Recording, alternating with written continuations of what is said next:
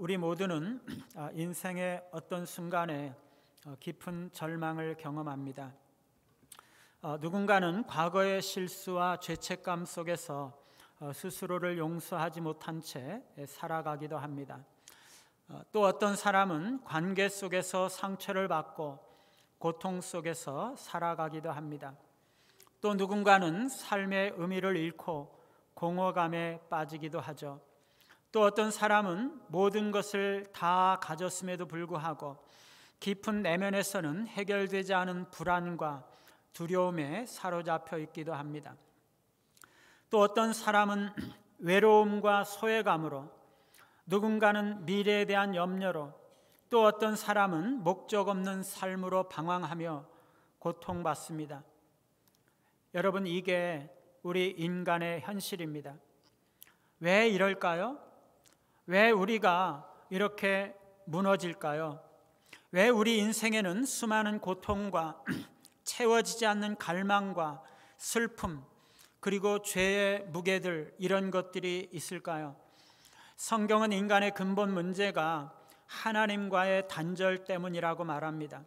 죄로 인해서 우리는 하나님과 멀어졌고 그 단절이 우리의 모든 고통과 공허함의 원인이 된다는 것입니다. 그리고 인간 스스로는 이 문제를 해결할 수가 없다는 거죠. 그러나 하나님께서는 우리를 포기하지 않으시고 우리를 위해서 화해와 회복의 길을 열어주셨습니다. 죄 없으신 예수님께서 우리의 죄를 대신 지시고 우리가 받아야 할 형벌을 대신 받으시고 우리의 죄책을 대신 짊어지시고 우리를 의롭게 하기 위해서 자신의 의를 우리에게 주셨던 거죠. 이것이 바로 복음의 핵심이죠. 오늘 우리는 이 복음의 놀라운 진리를 다시 한번 깊이 묵상하면서 은혜를 나누고자 합니다. 첫째, 인간의 근본 문제는 하나님과의 단절이라는 사실입니다. 인간은 본질적으로 관계적인 존재죠. 관계를 떠나서는 인간은 존재할 수가 없습니다. 태어나면서부터 우리는 부모와 관계를 맺고 성장하면서는 친구, 배우자, 가족과 연결이 되어서 살아가죠. 우리는 관계를 통해서 우리 자신을 이해하고 우리 자신의 존재 목적을 발견하고 행복과 삶의 의미를 느끼는 것입니다. 그런데 이 관계가 깨지면은요, 우리의 삶의 의미를 우리는 잃어버리고 방황하게 되는 거죠. 상처받고 외로움에 사로잡히고 깊은 고통을 경험하게 됩니다. 가정에서 부모와 자녀 사이의 관계가 무너지면 아이는 마음 둘 곳을 잃어버리고 목적과 방향을 잃어버리고 방황하는 거죠. 사랑하는 사람과 오해가 생기고 신뢰가 깨어질 때 우리의 마음은 깊은 상처를 받고 무너지는 것입니다. 친구와의 신뢰가 무너질 때 마음은 얼어붙고 깊은 외로움이 마음속에 자리 잡게 되는 거죠.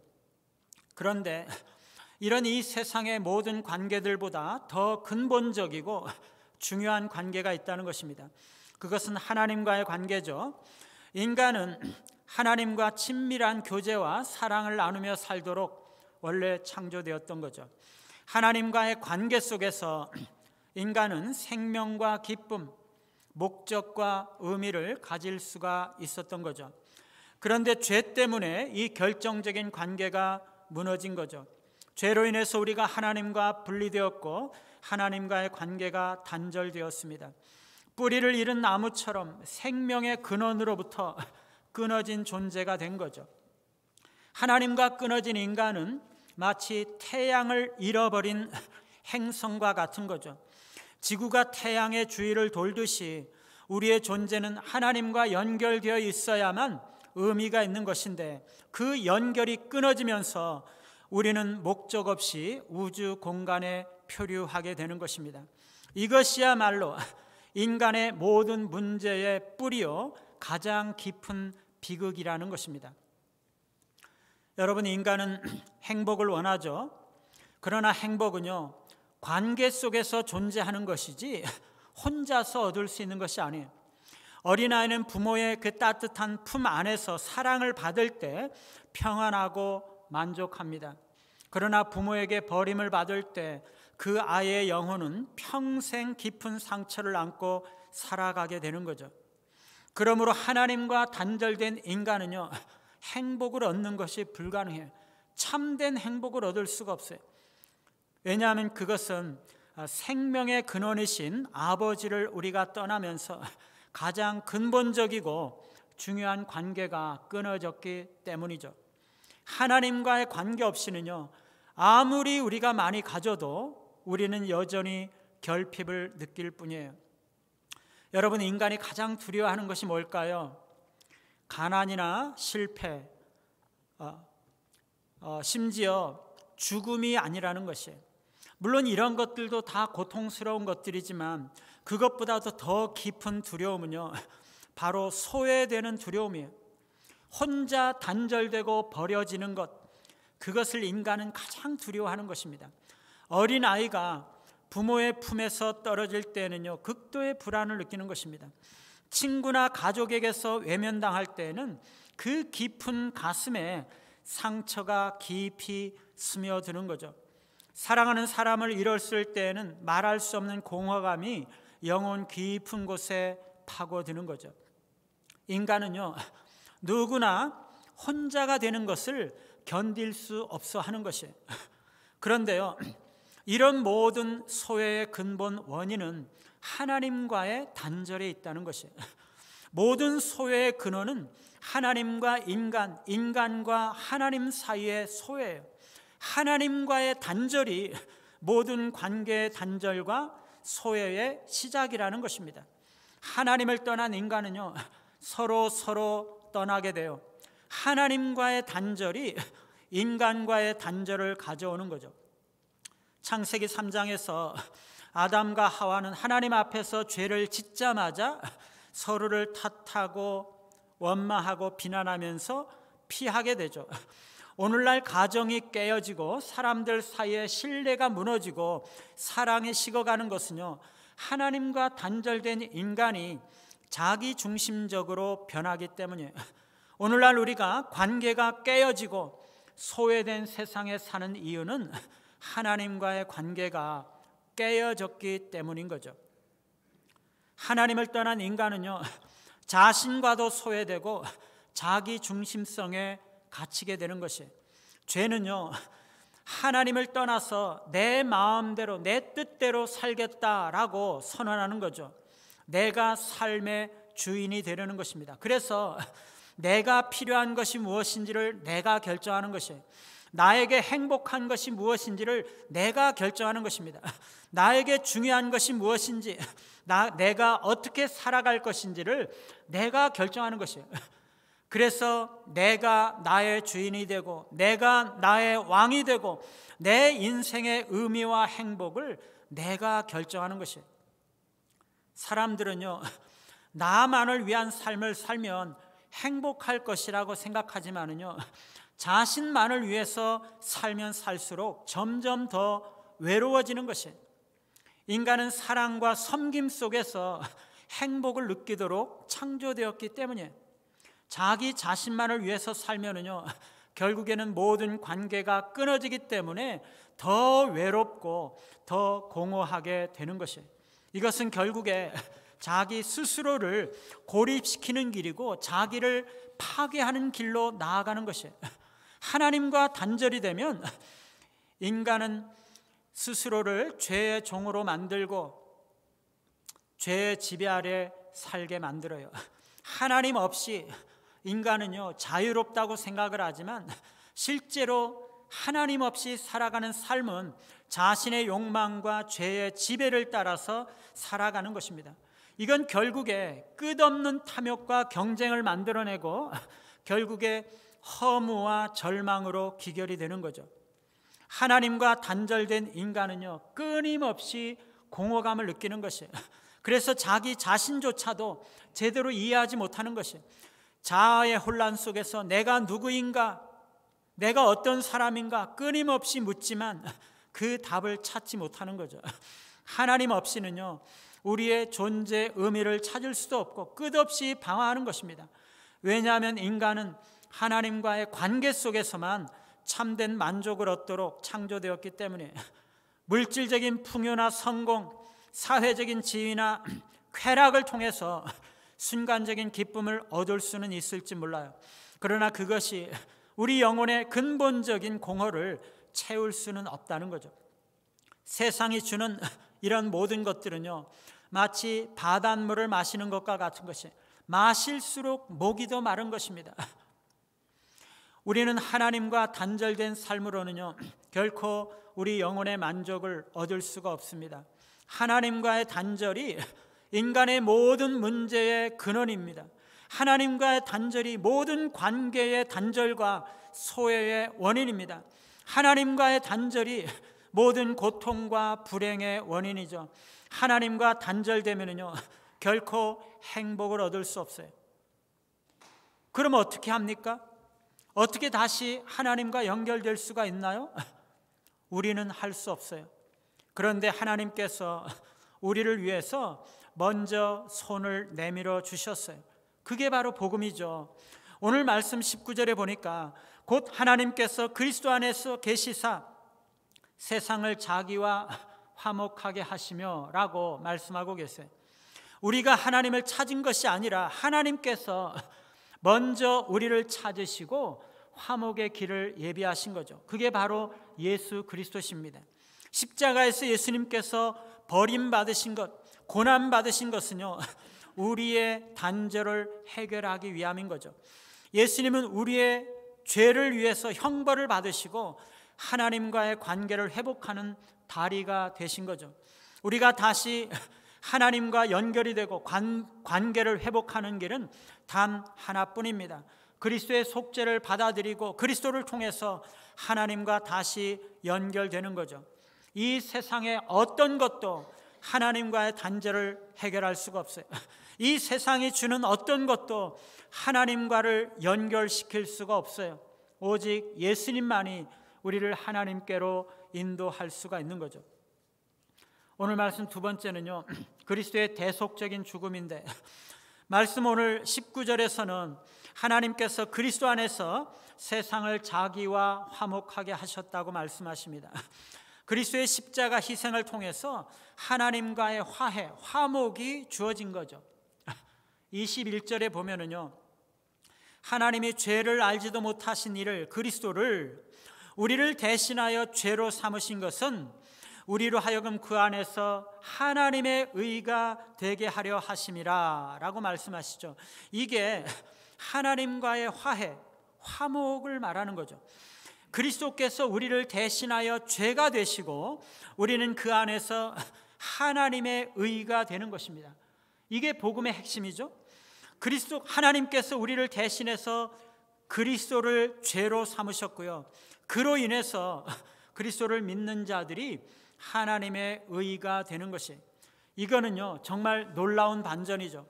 죄를 알지도 못하는 예수님께서 우리를 대신하셔서 죄가 되시고 그 덕분에 의를 전혀 알지 못하는 우리가 그리스도 안에서 하나님의 의가 된다는 것이에요. 여러분, 원래 신약 성경에는요, 화해라는 단어의 어근이 교환하다라는 의미를 가지고 있는 단어예요. 이 말은요, 고대 사회에서 돈을 바꾸다라는 의미로 사용되는 말입니다. 말하자면 누군가에게 돈을 주면은요, 다른 돈으로 그 사람이 바꾸어 주는 것이에요. 원화를 주면 달러를 바꾸어 준다든가 5만 원짜리를 주면 만 원짜리로 바꾸어 주는 격이죠. 이게 복음의 핵심이라는 것이에요. 하나님은요, 그리스도 안에서 특별한 교환을 하신 것입니다. 하나님은 그리스도를 우리 대신 죄로 삼으시고 그리스도의 의를 우리의 의로 간주하신 것입니다. 우리의 죄가 그리스도와 우리 사이에 교환이 된 거고요, 그리스도의 의가 우리와 그리스도 사이에 교환이 된 것이에요. 구약에서 백성들이 죄를 지었을 때 짐승을 가지고 희생제사를 드렸죠. 제사를 드리는 헌제자가 희생 제물로 양이나 소를 제사장에게 가지고 가서 이 소나 양의 머리에 안수하고 죄를 고백해요. 이거는 그 사람의 죄를 소나 양에게 전가한다는 상징적인 행동이죠. 소나 양은요, 아무 죄가 없어요. 그런데 그 짐승이 죄를 지은 사람을 대신해서 죄가 되는 것이에요. 그리고서는 그 짐승을 잡아서 희생 제사를 드리는 것입니다. 그러면 그 사람의 죄가 용서받는 거죠. 이런 희생 제사는요, 사람들의 죄를 지었을 때 이 죄의 대가가 반드시 치러져야 한다는 것을 보여주는 것이에요. 죄를 지은 사람은 반드시 안수를 통해서 죄를 전가하고 그 죄의 대가로 짐승은 반드시 죽임을 당해야 되는 거죠. 수많은 종류의 희생제사가 있었지만은요, 그 모든 희생제사의 원리가 동일한 것이에요. 백성들의 죄와 무고한 짐승의 희생이 맞바꿔지는 거죠. 짐승이 마치 백성들의 죄에 대한 책임을 지는 것처럼 사람들의 죄 때문에 죽음의 심판을 받는 것입니다. 그리고 사람들은 그 덕분에 하나님 앞에서 마치 의인인 양 대접을 받는 것이죠. 그런데 여러분, 이 구약시대의 희생제사는요, 궁극적으로 그 자체로는 죄를 속량할 수가 없어요. 왜 그렇습니까? 그거는요, 단지 상징일 뿐이에요. 구약시대 사람들도 그 사실을 잘 알고 있었어요. 왜 그럴까요?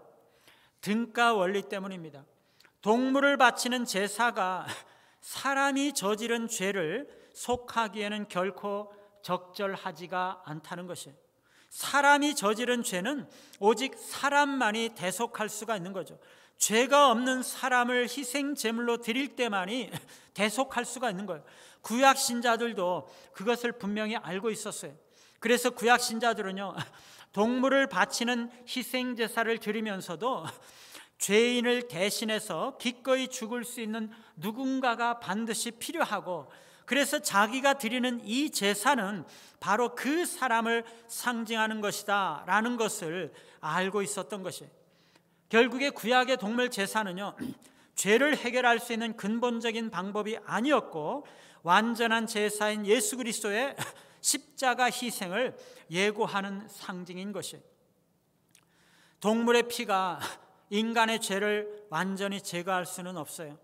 구약 제사는요, 말하자면 죄를 잠시 덮어둘 수는 있어도 완전히 제거할 수는 없는 거죠. 그래서 더 크고 완전한 희생을 기다리는 것입니다. 미국 샌프란시스코 이 도시에 차이나타운이 있어요. 거기서 일어난 일인데요, 이 중국인 가정에 형제가 있었는데 형은 아주 착하고 모범적이었는데 동생은 정반대로 속된 말로 죄송합니다, 개망난이었어요. 맨날 술을 먹고 노름하고 친구들과 어울려서 싸움하고 그렇게 지낸 거죠. 그런데 어느 날 이 동생이요, 친구들과 어울려서 노름을 하다가 돈을 다 잃어버리고 일어나서 나오려고 하는데 보니까 돈을 다 딴 미국인 친구가 카드를 밑에 숨기고 있는 것이에요. 그동안 속이고 있었던 거죠. 이 동생이요, 그걸 보고서는요, 딴 돈을 다 내놓으라고 요구를 했어요. 미국인 친구는 못 내놓겠다고 그랬죠. 그렇게 둘이서 실랑이를 벌이고 다투다가 이 동생이 권총으로 미국인 친구를 쐈어요. 피가 옷에 다 튀고 노름파는 난장판 아수라장이 됐죠. 이 동생은요, 얼른 집으로 도망가서 집에다가 그 자기가 입고 있는 피 묻은 옷을 벗어놓고 도망쳤습니다. 그런데 형이 밖에 나갔다가 돌아보니 피 묻은 옷이 있거든요. 동생이 옷이죠. 동생이 사고를 쳤다는 것을 알았어요. 형은 자기가 입던 옷을 벗어놓고 그 옷을 입고 집에 앉아서 기다리고 있었죠. 잠시 후에 경찰이 집에 닥쳐서 그 형을 잡아갔습니다. 노름판에 같이 있었던 증인들이 동양인 중국 사람의 얼굴을 구분을 못하고 그 형이 권총을 쏜 범인이라고 다 증언을 했어요. 결국에 재판에서 사형 언도가 내려졌고 얼마 후에 사형이 이루어졌어요. 그런데 그 동생이요, 나중에 너무나 괴로워서 자수를 했습니다. 내가 진범이라고, 권총으로 쏜 범인이 바로 나라고. 그런데요, 이 동생을 처형을 할 수가 없어요. 이미 수사가 다 끝나버렸고 재판이 이미 다 끝나버려서 이거는 되돌릴 수 없는 일이 되어버린 거죠. 여러분, 이 일을 바로 우리 주님께서 하신 것이에요. 내가 죄를 지었는데 하나님께서 우리를 벌 주려고 하실 때 예수님께서 하나님, 내가 할게요. 내가 대신 벌을 받을게요. 그러면서 형벌을 우리 대신 받으신 것입니다. 여러분, 우리 부모된 자들도요, 자녀들이 아프면 차라리 내가 대신 아프고 싶지 않습니까? 차라리 내가 아프고 자녀는 건강하게 회복되었으면 좋겠다, 그런 마음이 들지 않으세요? 로마서 5장 8절에 우리가 아직 죄인 되었을 때 그리스도께서 우리를 위하여 죽으심으로 하나님께서 우리에 대한 자기의 사랑을 확증하셨느니라. 그리스도께서 십자가의 죽으심으로 인해서 우리의 죄의 대가를 치르신 것이에요. 오늘 말씀 19절에 보면은요, 하나님께서 그들의 죄를 그들에게 돌리지 아니하시고 라고 말씀하세요. 그리고 21절에 보니까 하나님이 죄를 알지도 못하신 이를 우리를 대신하여 죄를 삼으셨다라고 말씀하십니다. 우리 주님은 죄가 없으신 분이셨죠. 그런데 그분이 우리 대신 우리의 죄를 짊어지신 것입니다. 하나님께서 죄인들의 죄를 죄인들에게 돌리지 않으시고 예수 그리스도에게 돌리신 거죠. 구약의 제사에서 죄인이 양에게 손을 얹고 죄를 전가하는 것처럼 하나님께서는 우리의 모든 죄를 예수님께 전가하신 거죠. 이게 복음의 핵심입니다. 하나님의 아들이 육신을 입으시고 이 땅에 오신 목적은요, 우리의 죄를 대신 속량하시기 위함인 것이에요. 그리스도는 죄를 알지도 못하시는 분이셨는데 우리 대신 죄를 지시고 우리 대신 죄인이 되셔서 하나님의 심판을 받으신 것이에요. 그래서 그분의 의로움이 우리의 것이 된 것이죠. 여기에 위대한 교환이 있는 거죠. 하나님께서 우리 죄를 우리에게 돌리지 않으시고 그리스도에게 돌리시고, 우리를 심판하지 않으시고 우리 대신 그리스도를 심판하시는 것입니다. 그래서 그분의 의가 우리의 것이 되는 거죠. 그래서 우리는요, 믿음의 손을 내밀어서 예수 그리스도를 붙잡는 순간 마치 구약시대에 손을 내밀어서 짐승에게 안수하는 것처럼 우리는 주님과 연결이 되고 연합이 되어서 그분의 희생이 나의 희생이 되고 그분의 의가 나의 의가 되고 나의 죄는 그분의 것이 되어서 우리는 모든 죄책과 죄의 속박에서 해방을 얻게 되는 것입니다. 전가와 교환이 이루어지는 것이죠. 그리스도를 통한 화해는요, 모든 죄책에서 우리를 해방시켜요. 죄책은요, 단순히 감정이 아닙니다. 물론 속으로 죄책감을 느낄 수도 있지만 죄책은 심리적인 상태를 말하는 것이 아니라 법률상의 지위를 말해요. 재판정에서 판사가 유죄다라고 선언할 때 그것은 피고가 기소된 범죄를 저지른 것이 사실이다라는 것을 선고하는 거죠. 그래서 죄책은요, 죄책감을 느끼든 느끼지 않든 법률적으로 그 사람이 그 범죄에 대한 책임이 있다라는 것을 말하는 것이에요. 우리가 죄를 짓는 순간에 우리는 하나님의 법을 어긴 죄인으로 서게 되고 죄책을 가집니다. 그 죄의 대가를 응당 치러야 하는 유죄 상태가 되는 거죠. 우리가 실제로 하나님 앞에서 정죄받을 수 있는 상태가 되는 것입니다.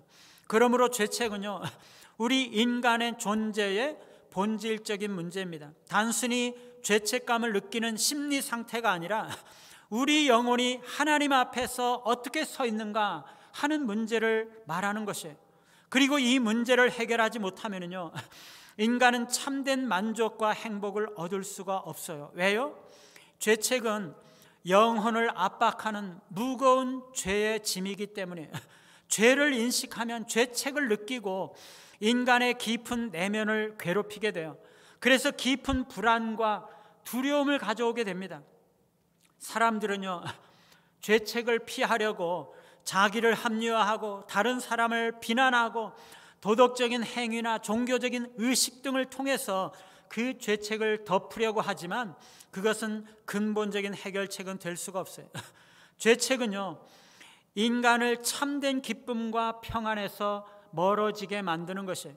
사람들이 끊임없이 즐거움을 찾으려고 하는데 그 이유는요, 깊은 내면에서 끊임없이 울리는 죄책의 소리를 잠재우고 싶기 때문이에요. 그러나 세상의 즐거움으로는요, 죄책을 덮을 수가 없는 거죠.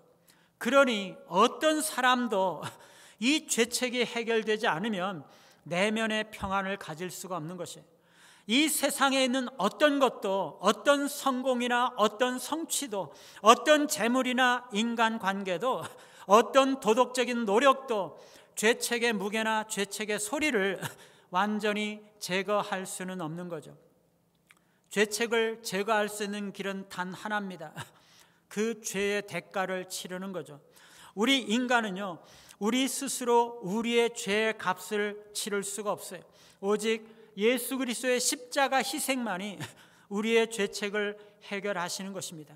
복음은요, 우리가 감당해야 될 하나님 앞에서의 그 객관적인 죄책을 처리해 주는 것이죠. 구약 이스라엘에서는요, 1년에 한 번씩 속죄일이 있었죠.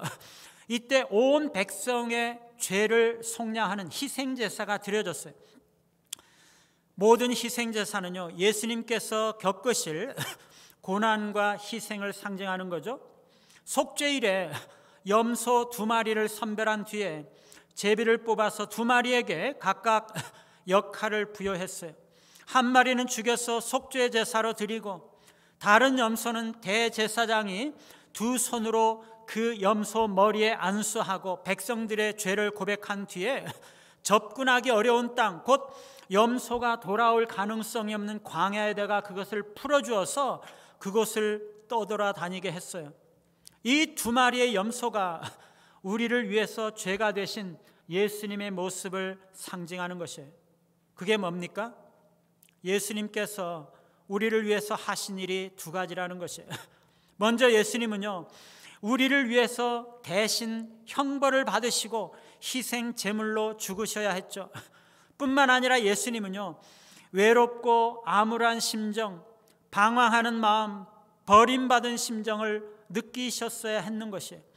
예수님께서 십자가 위에서 하나님으로부터 버림받아서 나의 하나님, 나의 하나님, 어찌하여 나를 버리셨나이까 절규하셨죠. 그분은 십자가에 매달려 계시는 동안 하늘과 땅 사이의 광야를 헤매셔야 했던 것입니다.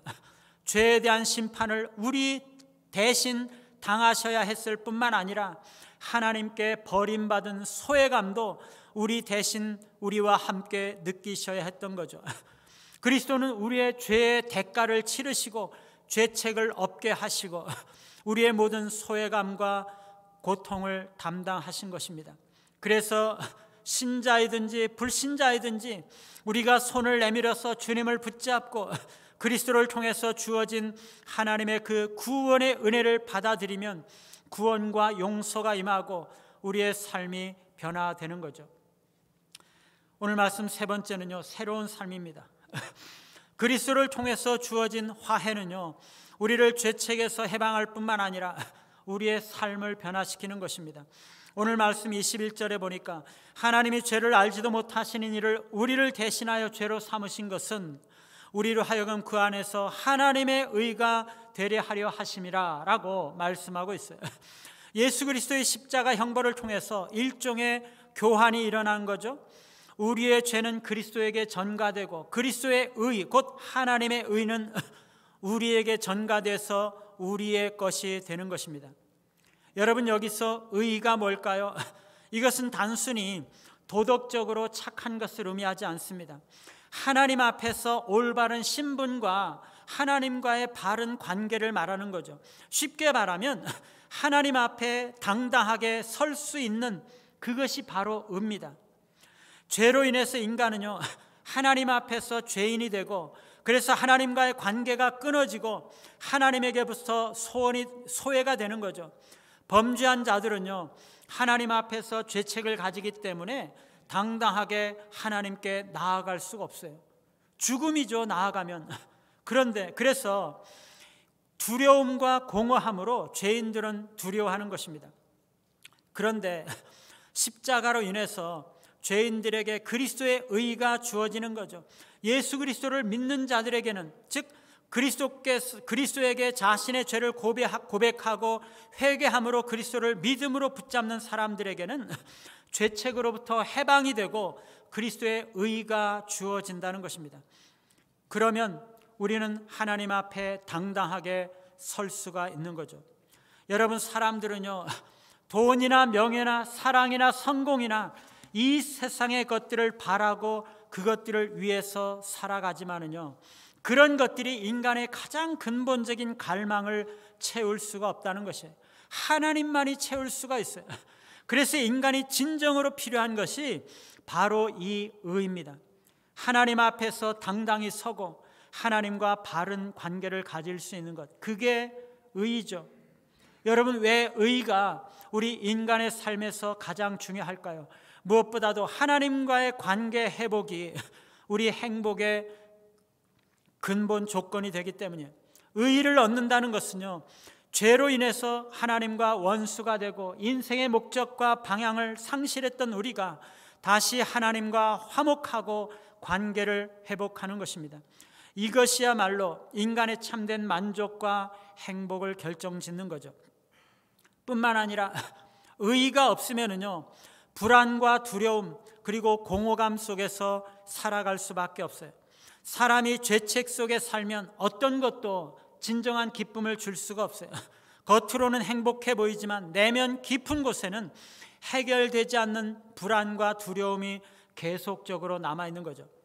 의의를 회복하는 것은요, 바로 그 내면에 있는 불안과 두려움, 공허감을 해결하는 것이에요. 인간이 도덕이나 선행이나 종교로 스스로 만들어낸 의로는요, 한계가 있어요. 하나님의 기준을 만족할 수가 없어요.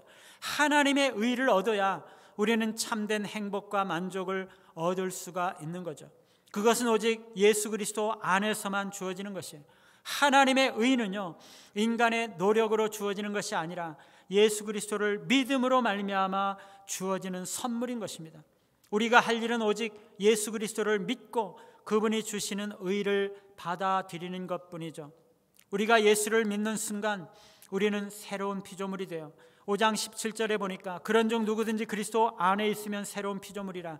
이전 것은 지나갔으니 보라 새 것이 되었도다. 그리스도 안에서 인생과 영혼과 관련된 모든 것이 새로워지고 모든 것이 바뀌죠. 새 마음이 주어지고 새로운 공동체에 참여하게 되고 새로운 목적을 지향합니다. 또 영광스러운 운명이 우리를 기다리고 있습니다. 우리는 전적으로 새로운 창조 질서에 참여하는 것입니다. 그래서 전에는 우리가 우리 자신을 위해서 살았지만 이제는 그리스도를 위해서 사는 것입니다.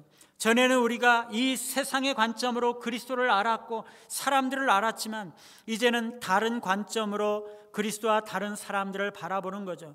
그래서 전에는 미워하고 대적하고 무관심했지만 이제는 사랑하고 신뢰하고 그리스도의 임재를 의식하고 그분의 능력을 경험하고 그분의 인도하심을 따르고 그분의 영광을 위해서 사는 거죠. 인생의 목적과 방향이 완전히 달라지는 것입니다. 그리고 무엇보다도 새로운 사명을 가지게 되는 거죠. 우리가 하나님과 화목한 자가 되었으면 우리는 다른 사람들을 하나님과 화목하게 하는 자로 살아야 한다는 거죠. 사랑하는 여러분, 인간의 모든 문제와 고통과 소외감 그리고 모든 불행 뒤에는요, 하나님과의 단절이 있습니다. 인간의 근본 문제는 하나님과의 단절이죠. 그리스도께서 우리 죄를 지시고 십자가의 죽으심으로 인해서 우리의 죄의 형벌을 담당하시고 우리의 죄책을 해결해 주셨습니다. 하나님께서 우리의 죄를 그리스도에게 돌리시고 그리스도의 의를 우리에게 돌리신 거죠. 죄로부터 구원이 주어졌을 뿐만 아니라 모든 불안과 두려움, 공허감을 하나님은 십자가에서 해결해 주셨습니다. 모든 믿는 자는 그리스도의 의가 주어지고 새로운 피조물이 되는 것입니다. 그리스도로 말미암아 하나님과 화목한 자가 되었으니 화목하게 하는 자로 우리는 살아가야 되는 거죠. 그리스도께서 우리를 위해서 십자가에 죽으셨음을 기억하시고 그리스도께 나아가 모든 고통과 소외감과 불행의 문제들을 다 해결함 받으시고 자유와 기쁨을 누리며 사시는 우리 모두가 되시기를 간절히 바랍니다.